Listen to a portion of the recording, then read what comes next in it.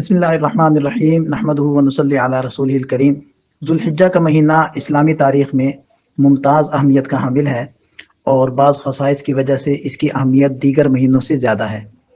لہٰذا اللہ تعالیٰ نے ارشاد فرمایا ان عدۃ الشہور عند اللہ 12 شہرا فی کتاب اللہ یوم خلق السماوات والارض منہا اربعۃ حرم۔ بے شک اللہ تعالیٰ کے نزدیک اللہ کی کتاب میں مہینوں کی گنتی 12 ہے جس دن اس نے آسمان اور زمین کو پیدا کیا۔ ان میں 4 حرمت والے مہینے ہیں، اور ان 4 مہینوں کی وضاحت بخاری شریف کی ایک روایت میں موجود ہے کہ آپ علیہ السلام نے فرمایا ثلاث متوالیات، 3 مہینے تو پے در پے ہیں، ذوالقعدہ وذوالحجہ والمحرم، اور پھر فرمایا ورجب مضر الذی بین جمادہ و شعبان۔ تو یہ 4 مہینے ہو گئے، ذوالقعدہ، ذوالحجہ، محرم اور رجب۔ تو یہ ادب اور احترام والے مہینے ہیں۔ ان مہینوں کے اندر ہم جنگ و جدل کرنا، اسی طرح اگر دشمن حملہ آور نہ ہو ان کے ساتھ جنگ میں پہل کرنا، یہ سب کام ممنوع ہے۔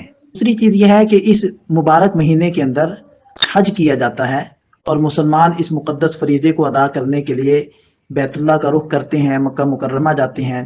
اس وجہ سے بھی اس مہینے کی فضیلت ہے۔ ذوالحجہ کے ابتدائی 10 دن خاص اہمیت کے حامل ہیں، اور ان دنوں کے اندر فرائض اور نوافل اور نیک اعمال کا اجر و ثواب باقی ایام میں کی جانے والی عبادت سے افضل اور بہتر ہے۔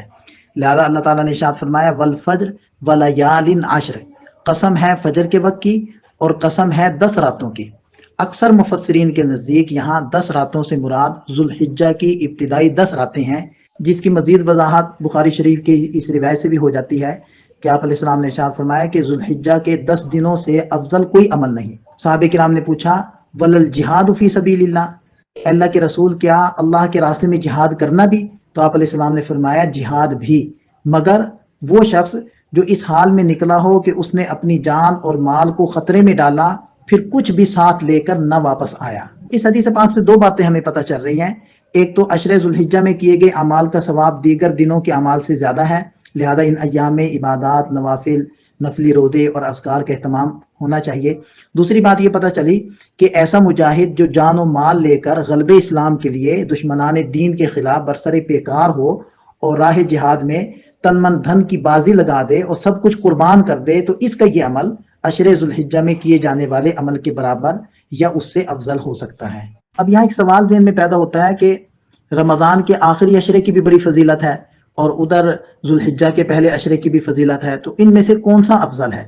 تو اس مسئلے کا حل علامہ ابن تیمیہ رحمہ اللہ کے ایک فتوے سے ہم کر لیتے ہیں کہ ان سے جب یہ سوال پوچھا گیا تو انہوں نے جواب دیا کہ ذوالحجہ کے ابتدائی 10 دن رمضان کے آخری 10 دنوں سے افضل ہے۔ اب یہ دنوں کی بات ہو رہی ہے، اور رمضان کے آخری عشرے کی راتیں ذوالحجہ کی 10 راتوں سے افضل ہیں، کیونکہ دیکھیں کہ ذوالحجہ کے 10 دنوں کے اندر عرفہ بھی ہے، یعنی جس کی دن کے اندر حج ہوتا ہے، اور اس 10 دنوں کے اندر قربانی والا دن بھی ہے۔ اور جو راتوں کی اگر آپ بات کریں تو رمضان کے آخری عشرے کے اندر لیلۃ القدر ہے، تو بہرحال راتیں اس کی افضل ہو گئی اور دن عشر ذوالحجہ کے افضل ہو گئے۔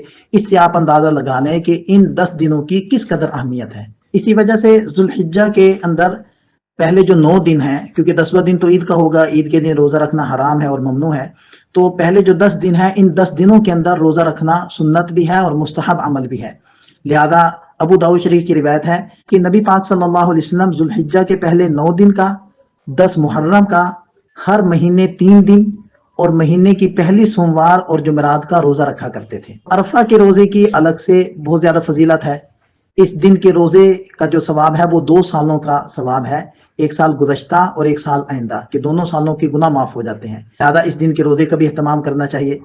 تو یہ مسلم شریف کے اندر بھی روایت موجود ہے، ترمذی میں بھی ہے کہ میں اللہ تعالیٰ سے امید کرتا ہوں ان یکفر السنہ التی قبلہ والسنہ التی بعدہ، کہ عرفہ کے دن کا روزہ 2 سال یعنی 1 سال گزشتہ اور 1 سال آئندہ کے گناہوں کا کفارہ بن جائے۔ علماء کرام فرماتے ہیں کہ عرفہ کا روزہ 2 سال کے گناہوں کا کفارہ بنتا ہے، اس سے مراد صغیرہ گناہ ہے۔ اور اس سے یہ سوال بھی ذہن میں پیدا ہوتا ہے کہ جو گزشتہ سال ہے اس کے اندر تو انسان نے گناہ کیے ہیں، اس کی معافی تو سمجھ میں آتی ہے، لیکن آئندہ سال کے گناہ تو ابھی کیے ہی نہیں ہیں، تو ان کی معافی کا کیا مطلب ہے؟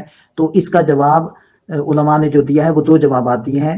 ایک جواب تو یہ دیا ہے کہ اللہ تعالیٰ آئندہ سال اس کو گناہوں سے محفوظ رکھے گا، اور دوسرا جواب یہ دیا ہے کہ اللہ تعالیٰ اسے ایسی اپنی رحمت سے اور ثواب سے نوازے گا کہ یہ رحمت اور ثواب گزشتہ اور آئندہ سال کے گناہوں کا کفارہ بن جائے گا۔ بہرحال ان 10 ایام کی بڑی فضیلت ہے، اور اب کی مربع امید ہے کہ آج انشاءاللہ چاند نظر آ جائے گا، اور آج کی جو رات ہوگی وہ ذوالحجہ کی پہلی رات ہوگی، اور کل کا دن یعنی جمعرات کا دن وہ ذوالحجہ کا پہلا دن ہوگا۔